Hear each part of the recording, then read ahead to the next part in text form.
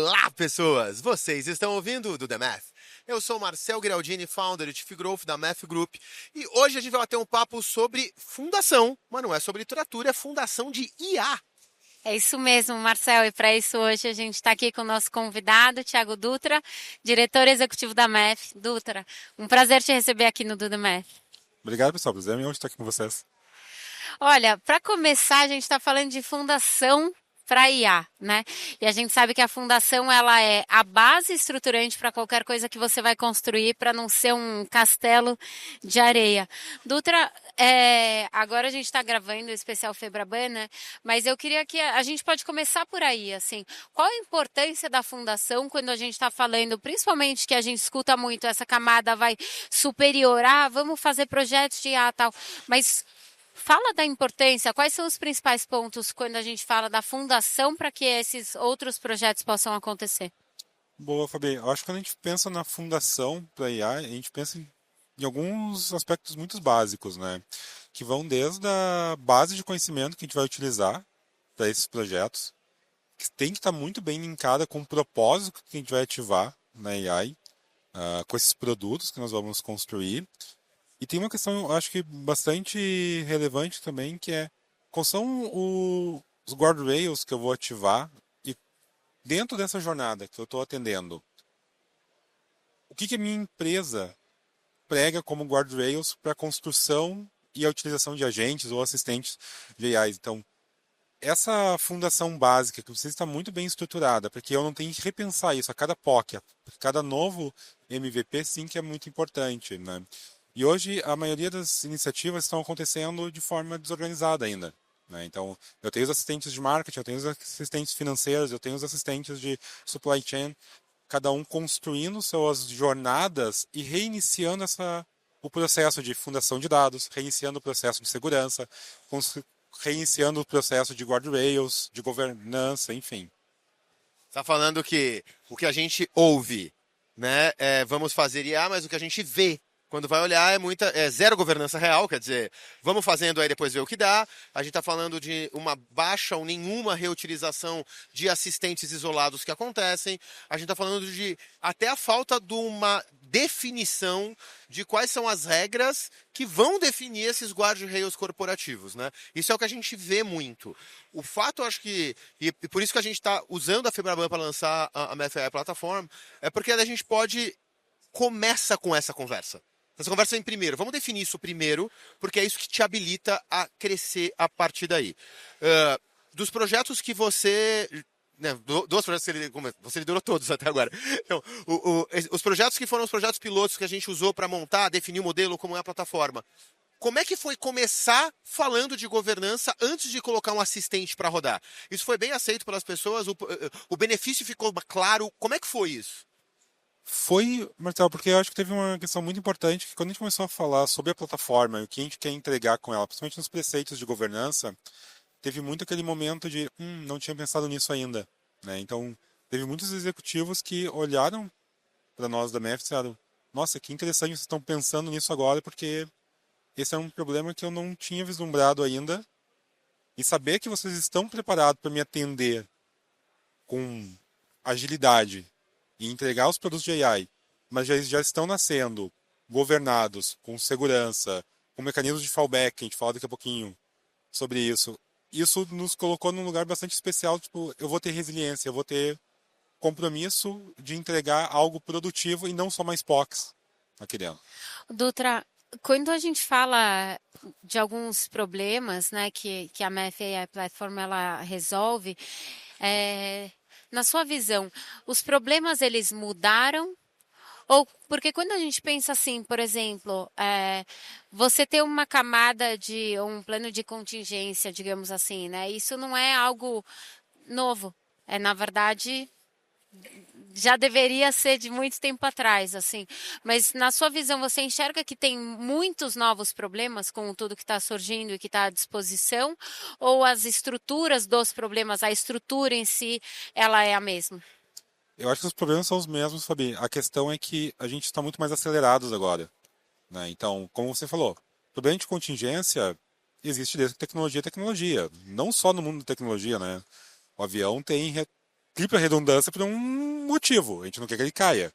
Isso vai acontecer com os assistentes e agentes também. Então, muitas empresas que, anos atrás, apostaram tudo num único provider, num único provedor, descobriram que ele caiu.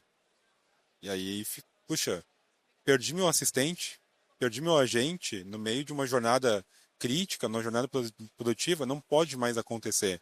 E isso gerou muito medo em projetos irem à produção, de fato, né? Ontem, dia 10 Podemos de junho... datar, não tem problema nenhum. Tá, tudo Pode bem, datar. né? Daqui, Que bom. é o especial Febraban 2025, então obviamente estamos dentro da Febraban. Fica tranquilo. Foi no dia 10. A OpenAI ficou 4 horas fora do ar, né? Então, Brasil, Índia e algumas regiões não tiveram acesso aos serviços da OpenAI. Isso gerou um burburinho muito grande, porque muitos assistentes, muitos agentes simplesmente pararam de funcionar.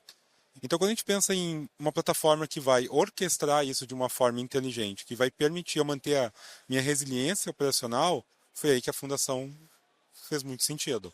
E eu acho que quando a gente está aqui de novo, Febraban, então vamos falar para bancos. Quando você pega lá o influencer de rede social falando, não, tu faz tudo no... Escolha o produto, Manus, OpenAI, Anthropic, porque sozinho resolve, eu faço minha operação inteira. Bom, tua operação não é um banco, né? Então, se a tua operação, alguma coisa acontecer essas 4 horas, tu compensa depois essas 4 horas. O mercado financeiro tem uma coisa chamada o mercado tem que estar aberto. Então, se o assistente caiu 4 horas no mercado que está aberto 9, tu perdeu um pedaço muito grande do mercado. Do tempo de mercado aberto para você trabalhar. Então, é tipo... Sabe aquele funcionário que te prometeram que nunca ia faltar? Ele faltou. É mais ou menos isso. A gente ficou 25% do mercado descobertos ontem. Exatamente. Então, se eu não tivesse uma opção de passar esse meu workload, meu trabalho, para um outro modelo, um outro provedor, meus assistentes teriam parado de funcionar. Então, o que a gente pode, quem está ouvindo pode entender a gente está falando que na hora que a gente está usando a plataforma, você tem o teu workload, quer dizer, o teu produto de inteligência, como a gente gosta de chamar, desconectado de qual modelo ele trabalha. Se o modelo A, por acaso, parar de funcionar, a gente troca para o modelo B e a coisa continua funcionando. Esta que é a lógica do fallback. Tu vai construir em algo intermediário que vai se A cai, vai para B. É isso? Exato. E eu acho que uma questão muito importante aqui também, Marcel, a plataforma, por ela ser agnóstica em termos de modelos e tecnologias nesse sentido, então, ok, o modelo A caiu, eu vou levar isso para o modelo B, mas toda a minha camada de guardrails, governança, FinOps estão sendo levados juntos. Eu preciso reconstruir isso nos diversos modelos que eu estou utilizando, porque essa é a fundação da plataforma. Eu estou ativando esses motores de forma inteligente para entregar a inferência necessária para que o produto de AI cumpra o seu propósito.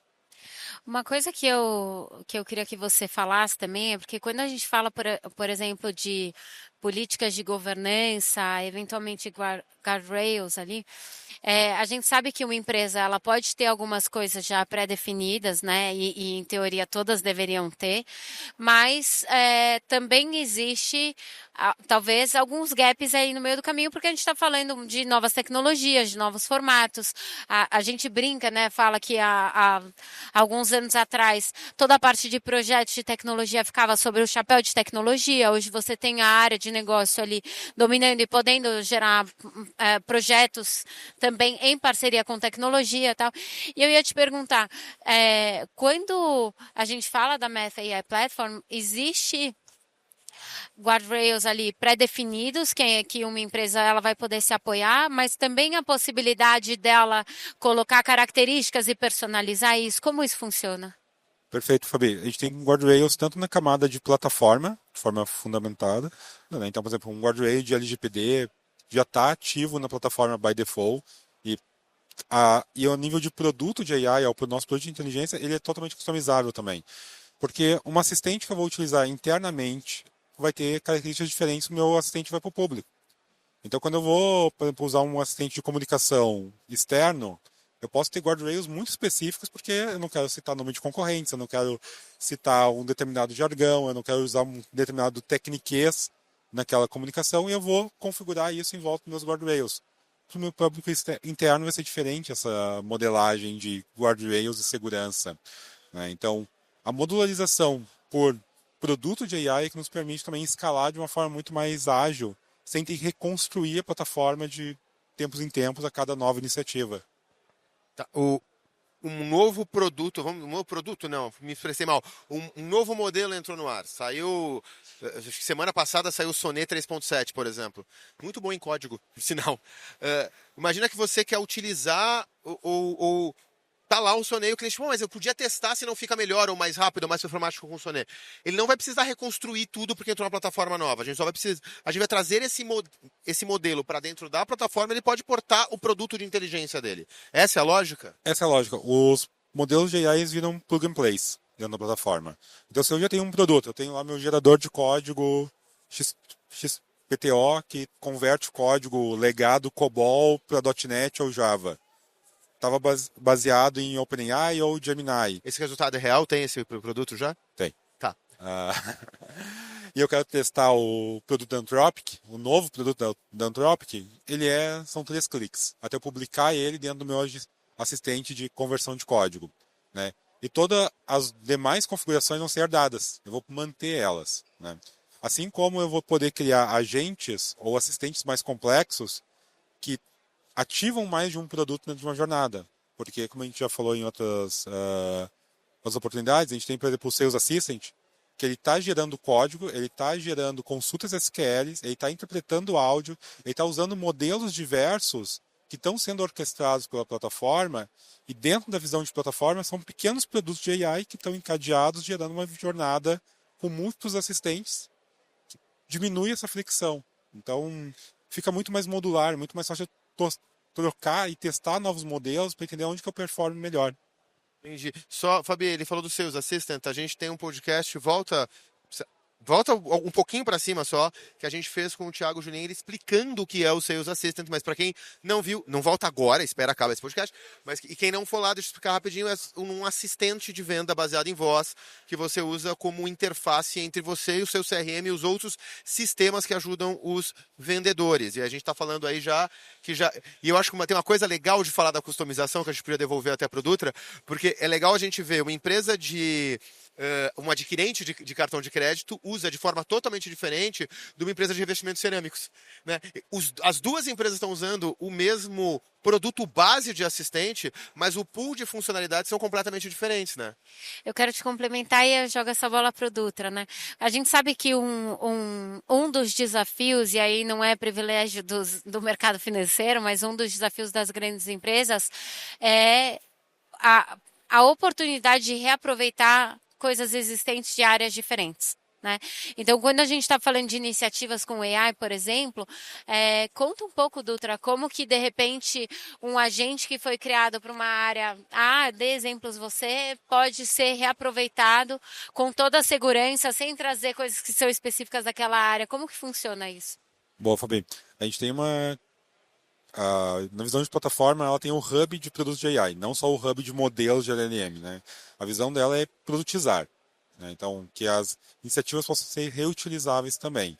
Então, se eu criei um assistente hoje para gestão de crédito, né, que ele tem um fim para um time de concessão de créditos, eu consigo ativar ele e pegar funcionalidades dele em outras jornadas de forma super fácil, porque ele também está habilitado como uma API dentro da própria plataforma. Então, a minha criação de novos produtos que reutilizam eles fica muito mais fluida. Eu diminuo muito a fricção de lançar novas coisas e a governança disso. A gente volta muito para governança, né? A gente fala bastante essa palavra hoje. Mas governança também no sentido de utilizar, saber o que eu estou impactando, o que eu estou modificando. Fica muito mais leve por causa da plataforma.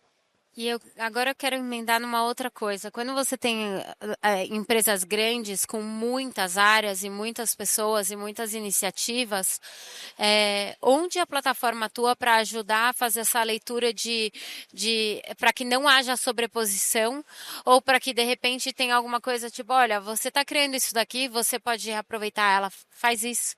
Ela tem hoje o hub de produtos, então os usuários que têm permissão para criar produtos têm acesso ao hub, eles conseguem pesquisar, já está organizado por setores, por atividades, por demandas por modelos, por tipo de entrada, né? Então, esse aqui é um produto que consome dados transacionais, esse aqui é um produto que consome uma base de conhecimento.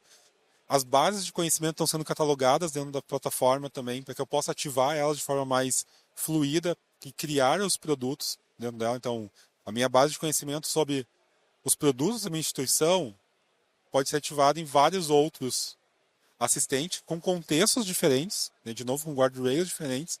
Então, eu consigo ter uma reutilização muito ampla de todos os assets que estão sendo criados em volta da plataforma. Então, o processo de levar um novo produto à produção, né, ou a utilização dele se torna muito mais fluido de novo. A gente conversou com o Jun, do Safra, que tu conhece. Ele trouxe uma vantagem que ele está utilizando agora na utilização de dados não estruturados. Vamos, sei lá, usar o Google Maps para conseguir ver se aquele ambiente está melhorando, tá progredindo ou denegrindo antes de dar crédito, né? Pô, se a empresa está dizendo que está bem, mas olha que o parque está sendo, né?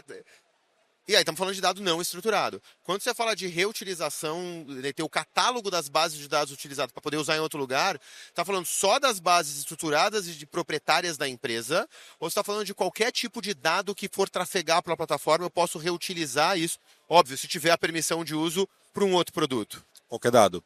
Porque hoje qualquer base de conhecimento, tanto os dados estruturados, né, meus dados transacionais, meus dados de analytics que estão que estão nos big data, enfim, ou nos data lakes, já servem podem ser ativados como bases dentro da plataforma. Os dados não estruturados de documentos diversos, né, então aquela pasta SharePoint que tem todas as especificidades dos produtos da organização, ela pode ser utilizada como uma base de conhecimento também, e os serviços, como o Marcelo acabou de comentar, né? A Google está totalmente aberta e acessível via MCP. Então eu consigo indexar o Google Maps dentro da plataforma como uma base de conhecimento que vai alimentar o meu produto de AI dentro dessa jornada. A gente falou aqui, a gente sabe que tem já alguns clientes com a plataforma rodando, assim. É, o que mais faz os olhos brilhar? Assim, na hora que dessas pessoas que elas já estão usando. Eu acho que a capacidade de lançar um produto de AI em pouco tempo, né? A gente teve um caso agora que a gente conseguiu lançar uma assistente de RH via WhatsApp, num canal de WhatsApp, em 3 dias. Então, baseado numa base de conhecimento que já existia, a gente conseguiu em 3 dias entregar um assistente no RH dos colaboradores para que eles tirarem dúvidas sobre procedimentos de RH da organização. Você está falando de criar um produto de tecnologia, né, com governança, com segurança, seguindo os guidelines corporativos de uma empresa, no tempo que o sobrinho faz a coisa sem nenhum tipo de governança na internet, aprendendo com o cara do YouTube. Estão falando de igualar o jogo, é isso? Exato. A gente está trazendo muita agilidade para o deploy desses produtos, né, para a produtização deles de fato, sem ferir nenhum preceito de governança. Eu acho que essa é o que faz de fato o olho brilhar quando a gente pensa na plataforma. E também está muito up-to-date com o que é a inovação do mercado. O Marcelo acabou de falar, sai um modelo novo a cada semana, basicamente. Então, a plataforma está muito bem amparada para suportar esses novos modelos, que a gente possa testar eles e entender como que a gente gera valor. Mas a nossa nuvem também não pode cair, isso dá um problema para o cliente? Fallback. Por isso que a gente está preparado para multi-cloud, né? Tanto na nossa nuvem quanto na nuvem dos nossos clientes. Então a gente já está preparado para estar em AWS, GCP, Azure, de forma nativa. A plataforma já nasceu com esses preceitos, né? A plataforma nasceu para justamente resolver um problema que é essas aplicações e essas POCs vão virar missão crítica, logo, logo. Então, elas precisam nascer já governadas, com segurança, com resiliência, desde o momento da POC, desde o MVP. A gente sabe que tem uma parte de, principalmente quando a gente fala de GenAI, e não só GenAI, na verdade, né? Uma parte de tecnologia que ela é uma camada invisível, né? E que muitas vezes ela é extremamente importante, mas ela é invisível. Quando a gente olha para a Math AI Platform, a gente está falando que ela tem camadas que são invisíveis e ela tem ali produtos que estão em contato com o usuário final. Conta um pouco do que seria essa parte que seria considerada invisível e depois trazendo outros exemplos ali dessa camada já mais tangível, digamos assim. Boa, Fabi. Eu acho que quando a gente pensa em AI no geral, essa divisão entre o que é invisível e o que é visível, né, é a diferenciação clássica entre o que é um assistente de AI e o que é um agente de AI, né? Então, o assistente é tudo aquilo que eu estou assistindo meus usuários. Normalmente é o ChatGPT, é o meu chatbot, é as aplicações que eu estou utilizando no dia a dia que estão me dando insumos ou insights e tem o fator humano sempre em volta dela, né? O agente não, ele é autônomo, né? Normalmente existem agentes que têm algum nível de observabilidade, todos eles precisam ter auditoria, enfim, mas ele roda de forma nas sombras, né? Então, eu tenho um agente de integração entre o Salesforce e o SAP funcionando de forma 100% autônoma, que está capturando os leads ou uma entrada no Salesforce e está inferindo e devolvendo esse dado para o SAP e vice-versa. Eu posso ter agentes, por exemplo, como alguns nossos, que estão na plataforma, que de tempos em tempos avaliam a qualidade dos prompts que estão sendo executados e a saída dos modelos para indicar uma otimização dentro deles. Então, quando eu estou usando AI de forma autônoma e ela está tomando algumas micro decisões, eu tenho esses agentes acontecendo. Eu acho que é bonito a gente falar da parte do uso, do agente. Mas vamos lá, de novo, vamos voltar a lembrar que a gente está falando de banco, né? E a gente é muito grande e os budgets não são liberados. E aí, por alguns momentos, tu trouxe exemplos de construir coisas para áreas diferentes a partir da mesma plataforma. Obviamente, o consumo que pode ser liberado para cada coisa tem que ser diferente. Porque você está colocando ali sei lá, o que vai atender o cliente, né? O teu agente atende cliente que o objetivo dele no final do dia é atender bem e vender mais. Versus o produto que está ajudando a tirar dúvidas sobre o Lerite, ele certamente tem um budget de uso diferente. Como é que se controla isso se é tudo multi-cloud, multimodelo? Como é que tu vai conseguir? Porque senão se dava antes, o que está acontecendo muito é faz uma conta para o RH, né? Vai bota nesse cartão aqui, é o que tem de limite no cartão que ele pode usar. E nesse jeito não é bem assim. Como é que tu conseguiria trabalhar de forma diferente os diferentes budgets a serem consumidos? Boa, Marcel. A plataforma nasceu já com um preceito muito importante de ser o guardião do FinOps dessas iniciativas. Então, controlar, desculpa aí, controlar o gasto de cada um dos produtos, otimizar eles para as jornadas que eles estão atendendo, para as missões que eles estão construindo, foi um dos pilares na construção da plataforma. Também entender que perfis de uso diferentes e até o meu ROI percebido, e aí AI tem muito ROI percebido, né? Tem o ROI real, mas tem muito aquilo que é a percepção que a gente vai capturar. Vai mudar dependendo do meu público. Então, cada produto de AI já nasce com os mecanismos de FinOps atrelados a ele. Por produto? Por produto. Então, este produto pode gastar tantos reais independente da plataforma que ele estiver usando para rodar. Se ele usar no OpenAI ou no Claude, com o fallback, não interessa, ele pode gastar tanto, é isso? Por produto, por usuário. Então, assim, tem uma granularidade de configuração hoje que me deixa escalar de uma forma muito mais confortável, sabendo que eu não vou desperdiçar rios de dinheiro, talvez em produtos. Tá, eu tenho certeza que tu não desenvolveu algo só porque te deu vontade. Por que você teria por usuário? Eu não consegui. Me dá um exemplo de onde por usuário seria útil. Porque imagina o seguinte, eu tenho o mesmo produto que a gente comentou agora sobre um assistente para dúvidas de RH, ele está consumindo tokens, né? E eu tenho pessoas muito criativas nas organizações. E às vezes carentes. Eu vou ficar batendo papo aqui com o meu assistente de RH por horas a fio. Em um determinado momento isso conta história. Então, poder limitar isso também permite gerar essa segurança operacional financeira para as organizações. Entendi. Tem uma coisa assim, cara, tá aqui, mas depois de gastar R$ 180, não é possível que você ainda tenha dúvida sobre o teu Lerite. Já virou outra coisa, né? Vamos... Virou terapeuta. Uma coisa que eu quero perguntar também, e gostaria que vocês dessem exemplos, né? Que aqui a gente está falando, estamos na Febraban e a gente está falando no mercado financeiro. Quais são os exemplos de assistentes ou agentes que poderiam estar dentro da plataforma? Fabi, eu acho que tem vários exemplos diferentes. Por exemplo, a gente está falando muito sobre assistente de crédito. A gente está falando muito de assistente para os assessores, para os times de atendimento, né? Então, essa demanda vem surgindo cada vez mais. Quando a gente pensa em agentes, imagina um agente que vai estar olhando para a situação financeira da sua carteira e sugerindo microações em tempo real, praticamente. Então, acho que as aplicações são infinitas, praticamente. Assistente. Não, peraí. Vamos, já tá inovador isso aqui, esse programa, né? Então você trouxe ali tipo um assessor biônico, vamos dizer assim. Exato. Que daí o cara pode concorrer carteira. Quase digital isso aí. É 100% digital. Tá. Tiago Julien, venha cá. Participação especial, Tiago, direto da plateia. Você foi hoje pra rua. Você foi ver vendedor usando um assistente, né? Caminhando com um assistente. Que outras operações você que estava lá vendo acontecer consegue ver no dia a dia no mercado financeiro? O que você poderia dar de exemplos pra gente hoje?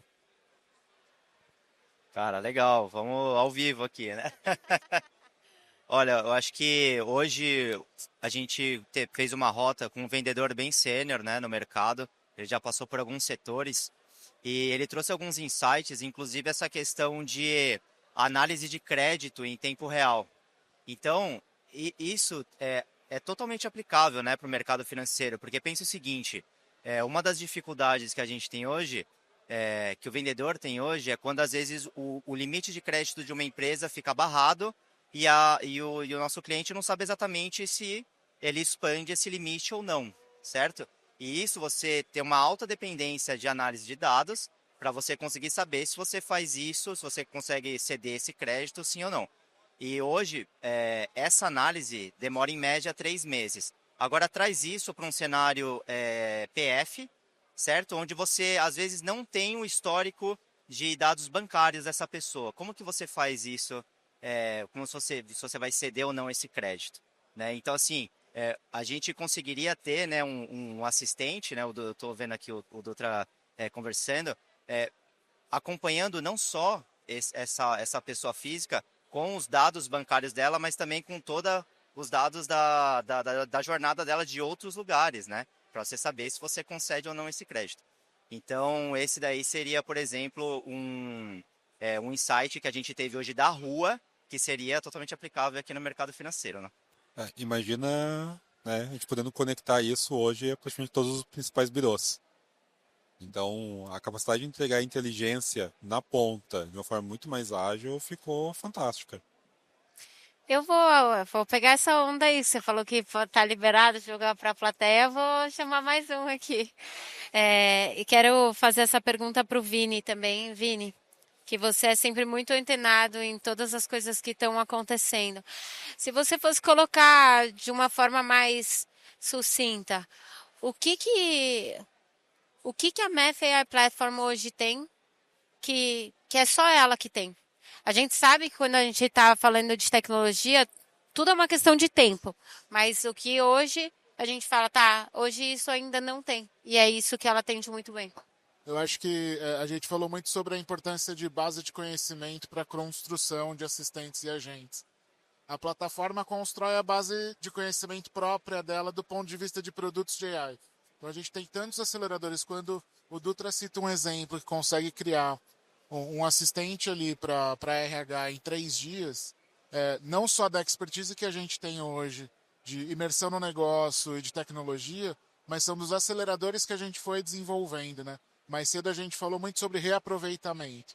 Eu acho que essa é uma das principais virtudes. A gente não está construindo nada mais do zero hoje, né? As coisas a gente vai reaproveitar alguma coisa em algum momento ali. Eu acho que um outro ponto muito, muito significativo é que a plataforma consegue amarrar o valor de fato ali. Então, quando a gente chega no final para entender qual que é a proposta de valor de determinado produto de AI que vai ser construído, a gente consegue analisar ela do ponto de vista de modelo a modelo, do ponto de vista de produto, para entender de fato o que ela está trazendo de valor. Qual que é a meta que ela está batendo no fim do dia, né? A estrutura que a plataforma tem hoje de observabilidade, de poder analisar os dados que estão sendo gerados, também é outro ganho gigantesco para a gente hoje. Estamos falando praticamente de entregar aquilo que a gente fez para várias plataformas, principalmente o Salesforce, né? O Ravel e o Julinho aqui fizeram um monte de Center of Excellence, os COIs. Então é passar a ter uma fundação para habilitar a empresa a criar o seu centro de excelência de AI. É isso? Exatamente. Tá. Dutra, a gente conversou há pouco com o Thiago Suzano da B3. E aí ele traz uma visão interessante de que a única forma dele escalar é quando ele libera o produto para as prontas. Para as prontas não, para as pontas. Então é que não ter a sua pequena área, que ele tentou durante um ano inteiro ter a sua área centralizando AI e que isso foi um erro. Na hora que a gente coloca um centro de excelência, como é que a gente faz para que esse centro habilite as pontas no lugar disso limitar que a criatividade aconteça nas pontas? Pô, boa, Marcelo. Acho que a visão de plataforma vai ajudar muito nisso, né? Porque entenda que se eu tenho uma plataforma garantindo que todos os produtos já estão nascendo com governança, com segurança, com propósito, com bases de conhecimento que possuem passado por um processo de curadoria, eu consigo escalar a disseminação de produtos de AI na organização e a baixa necessidade de conhecimento técnico para construir eles também permite que eu dissemine isso. E aí, de fato, eu começo a falar de cultura AI-driven das organizações. E de novo, né, garantindo a governança, que eu não perca o controle, que não tenha lá a área XPTO usando o Gemini no celular, diferente da outra área que está usando o ChatGPT e elas não estão se conversando, não estão reutilizando as suas próprias bases de conhecimento, muitas vezes. E agora eu queria que você comentasse também, quando a gente olha, assim, existia sempre uma sobrecarga na área de tecnologia também, né? Porque você tinha, antigamente, todas as áreas demandando de uma mesma área. E aí era também uma frustração para a área de negócio, porque a área de negócio às vezes pedia alguma coisa, isso até foi comentado hoje também, né? Ah, preciso de um dashboard, tá, entra na fila, pronto. Daí era uma fila eterna. Ah, só vão conseguir. A gente já escutou isso de áreas de negócio do cliente. Puxa, a área de tecnologia, o meu projeto, ele só vai chegar daqui a 2 meses, né? Então, como que isso alivia, pensando, um dos grandes benefícios para a área de tecnologia? Para quem nos ouve e fala, nossa, eu era responsável por colocar todos esses projetos em fila, o que isso muda com a plataforma? Boa, Fabi. Assim como anos atrás o Self-Service BI aliviou muito o processo de criação de dashboards, garantindo a governança e a arquitetura, que tecnologia estava provendo isso para o negócio, hoje a gente vê que a gente consegue criar uma plataforma que vai entregar o Self-Service AI Assistant ou AI Agent, né? Porque a gente garante a governança, garante a arquitetura como tecnologia, garante a escalabilidade disso e consegue passar boa parte dessa responsabilidade para o negócio construir sem ter exatamente um grande conhecimento técnico de programação, desenvolvimento, porque a plataforma permite que ele crie, conecte essas bases, esse conhecimento aos modelos e tenha ali um assistente em poucas horas. Eu acho legal. Eu acho que é legal, mas eu não gosto de vender mentira. Eu concordo com tudo que tu falou, mas acho que alguns meses atrás, o Rafael Trindade desenhou um dashboard. E aí eu pedi pra ele. Não, ele fez, fiz tudo isso aqui só com prompt. Eu falei, deixa eu ver o prompt. Eram quase uma página e meia de Word de prompt. Eu não consigo ver um usuário, né, que não tem influência técnica a conseguir concatenar tudo aquilo e colocar no ar. Então, tal qual foi, eu acho que só pra gente deixar qual foi o Self-Service BI, né? Não é self-service, mas não é self-service tipo bandejão. Você vai lá e, né? Porque no bandejão você come mal no final do dia, né? Você tá misturando estrogonofe com lentilha e feijão, deixa eu te contar, não harmoniza, né? Tá ruim no final do dia. Mas eu acho que tem um pouco do mesmo. É necessário que a pessoa que vai pilotar, mesmo que seja promptando, um novo skill de competências a ser criado. Quando você me apresentou a primeira vez a ideia da gente criar uma plataforma, tinha mais do que só o componente tecnológico. Tinha o componente de treinamento, tinha um componente de conseguir ser um educador no meio desse caminho. Como é que isso está progredindo no dia a dia nas empresas? Esse componente está funcionando? Esse componente está sendo bem aceito? Como é que está funcionando? Acho que tem uma corrida muito grande nas empresas nesse sentido, Marcelo. A gravação anterior, né, com o Thiago foi nesse sentido também, né? As pessoas estão tendo que buscar esse conhecimento Ah, por mais que a plataforma permita eu escalar e eu entregar esses produtos, ter minimamente o entendimento de como que funciona uma engenharia básica de prompt vai ser diferencial de qualquer profissional, logo logo, né? Mas eu acho que ainda tem uma barreira muito grande de aprender aqui, né? A plataforma tem algumas visões de entregar isso de uma forma mais autônoma, porque ela tem um assistente hoje para nos ajudar na criação dos produtos, então que tenta modular ali o que o usuário vai entregar, mas ainda tem muito sobre o contexto de negócio que precisa ser imputado dentro dela, que para cada organização, para cada demanda, vai ser necessário. Eu acho que tem uma questão humana aqui muito importante de formar pessoas agora, né? E formar pessoas que entendam o que é necessário, o que eu preciso automatizar, o que eu preciso entregar de valor, e conectar isso a uma visão de tecnologia é que vai ser o roteiro das organizações nos próximos anos. A gente passou me dá a sensação de que a gente passou por um momento, assim, primeiro veio aquele FOMO, surge a cada 3 dias uma tecnologia nova, algo novo, tal, e aí teve um primeiro momento onde o conhecimento técnico era bastante vantajoso, né, perto do que para as pessoas se desenvolverem ali, aproveitarem mais das plataformas, e hoje a gente sabe que as pessoas que forem curiosas, que se empenharem e tal, elas inclusive, elas podem e devem, né? Tem cursos à disposição, tudo bem, mas elas podem inclusive pedir isso para a própria inteligência artificial, de como eu aprendo você, né? E você consegue definir isso, olha, eu sou uma pessoa que trabalha nessa área, essas são as minhas responsabilidades, eu quero algo que seja semanal, diário, o que quer que seja, né? Então, hoje tem um papel importante que eu vejo nas empresas, que é apoiar, estimular naturalmente, né, essa formação e indicar, e também essa questão do fator humano, que é da pessoa saber que está ao alcance de qualquer pessoa. Não é, você não precisa ser um engenheiro de prompt, você não precisa, claro, você precisa ter uma capacidade, e tem muita coisa saindo a respeito disso, né? Para você saber, tá, quais são as principais coisas que você pode falar, aprende a argumentar, né? E leva isso de volta para que você possa aprender. Agora, trazendo para a Math AI Platform, o que vocês acham que são as principais barreiras que foram tiradas do caminho para um usuário final que não é de tecnologia? Olha, é muito legal ver na internet o cara vai lá, ai, olha, faz isso, pega teus dados. Uma primeira coisa é segurança. Ele não pode colocar. A gente está falando de algo feito para grandes corporações. Ele não pode pegar os dados da empresa dele e jogar no GPT. Porque a Samsung já fez isso e não deu muito certo. A Samsung não foi a instituição. Foi dois caras que achou que podia e teve um vazamento absurdo, pré-marketing, deu multa. Não pode. Você vai treinar a IA dos outros.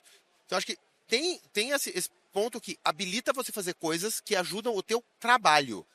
Porque nem todo mundo trabalha o dia a dia, sei lá, redigindo texto. Ou trabalhando com coisas que dá para você tentar trabalhar de forma a não explicar direito com o que você está fazendo. Então, quando o teu trabalho vai trabalhar com dados do dia a dia, ele vai precisar do teu real time ali dentro, você precisa de uma camada de segurança. Acho que esse é o primeiro ponto.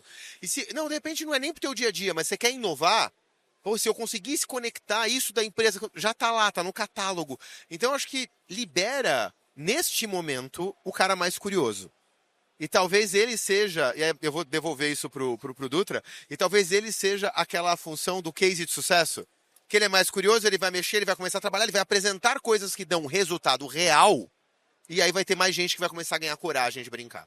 Não sei, agora deixa, né? Eu tô falando a minha percepção de quem tá vendo de longe e ouvindo dos executivos que contrataram que perceberam. O Thiago tá vendo o que tá acontecendo de verdade, na trincheira. O que tá acontecendo na trincheira? Mas o caminho foi esse mesmo, Marcel. A gente está podendo habilitar e dar vazão para essa curiosidade que era inerente, né, de uma forma muito mais consistente. E, de novo, saindo do campo do MVP, do campo da POC, de uma forma muito mais segura, para escalar esses projetos de forma corporativa que antes nós não tínhamos, né? Principalmente na velocidade que isso está acontecendo, né? Então, poder entregar um produto de AI em uma semana com todo esse arcabouço que nós estamos comentando aqui, eu acho que era algo que era impensável há algumas semanas atrás, né? Ou meses, possivelmente. E se a gente volta ainda para o ano passado, ou ano retrasado, quando foi o boom das LLMs, tem que olhar realmente quantos grandes cases de sucesso nós tivemos. Bom, eu vou pegar a tua onda dos grandes. Quantos grandes cases? Já que a gente já mudou um monte de coisa aqui, a gente fez uma bagunça. Posso mudar a última pergunta também, Fabi? Por favor. Então, eu não vou te perguntar qual é a KPI, porque daí você vai falar a KPI do teu o produto que tu está lançando. Eu prefiro pensar na KPI de quem está usando o produto. E apesar de ir com um kit de indicadores que você tem que olhar para operar, para como fazer a operação de AI, inclusive isso ia dar um bom material da gente fazer, né? Abrir o conteúdo desse kit e falar, ó, são esses os indicadores que a gente tem que olhar, Muito bom. né? Então quando a Fabiola ouvir, ela fica sabendo que tipo o time dela tem que fazer. Ela tá ouvindo? Não, que bom. Depois ela descobre na edição. O indicador que eu acho que a pessoa tem que estar olhando do outro lado é margem. Não é nada diferente disso. Tô errado? Nem um pouco. Acho que margem é um dos principais indicadores, né? Acho que qualquer produto de AI hoje que ele nasce, se ele não tiver atrelado a um indicador de ROI, por que ele existe dentro da organização, né? E eu vou capturar isso desde eficiência operacional até geração de receita própria. Então, aí é que a gente está conseguindo capturar valor, de fato. E a gente está, de fato, vendo que AI tem um potencial muito grande de mexer esse ponteiro. Eu tinha falado que a gente mudou o verbo da internet, né? Que era a gente antes entrava na internet, agora a gente vive na internet. Talvez seja a mudança de verbo. A gente fazia projeto para agregar valor. Puta palavra horrível.